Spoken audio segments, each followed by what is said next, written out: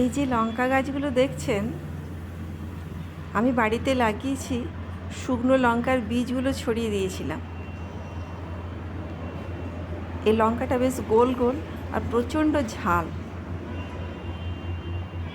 ঝাল কিন্তু প্রচণ্ড, আর প্রচুর লঙ্কা হয়েছে গাছটাতে, প্রচুর লঙ্কা হয়েছে গাছে।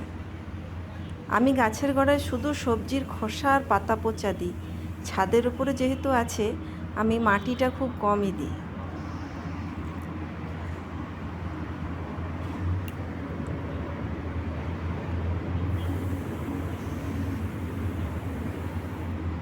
বাড়িতে এভাবে লঙ্কা তুলে রান্না করতে বেশ মজাই লাগে।